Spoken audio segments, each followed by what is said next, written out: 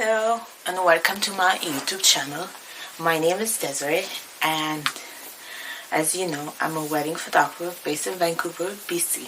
I've been a wedding photographer for a couple of years now, working with couples and portrait clients for the editorial portraits fashion have been published in numerous Vancouver-based and international magazines. And for weddings, I've been doing this for a couple of years. This is my second video and I'm here to show you what I have and what I use as a photographer. I'm filming this on my Sony a7 III. I've had the camera for about 3 years. It's been amazing. As a photographer, I've had a couple of cameras.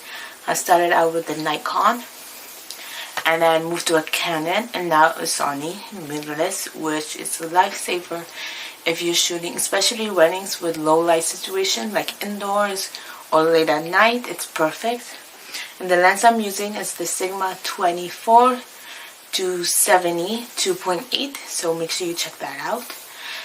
It's very versatile. The zoom, I find like the 70mm is perfect. I don't have to step in or anything and just zoom in to catch my subjects. The second lens that I use is the Sigma 35 1.4. The aperture is perfect, 1.4 lets in so much light. I use this also for couples, sometimes for portraits too, if I want a full-length portraits of my subject. It's perfect. The bokeh is beautiful, as low as 1.4.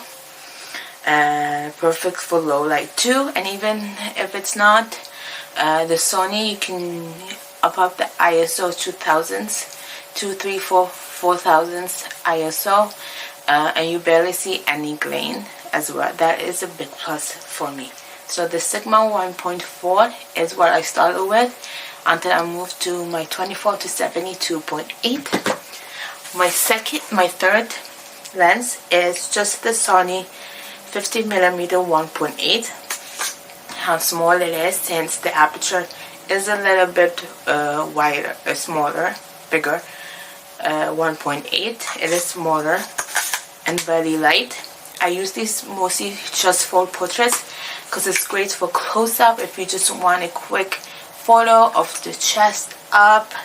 1.8 is wide enough as well. I want to get the 1.2.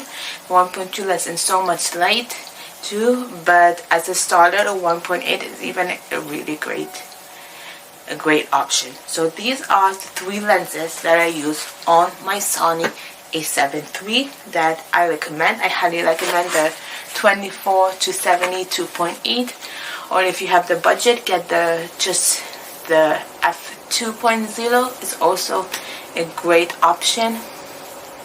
But if you want versatile, 24 to 70, 24 is wide enough, or if you want to go lower, the 14mm, and 70 is a good enough zoom as well for me. It is a bit on the heavy side, physically heavy, but each lens has their own heaviness. As you know, the wider the f-stop is, the heavier it's gonna get, the more lens it is, the glass, and then the 1.8 is just so very light too.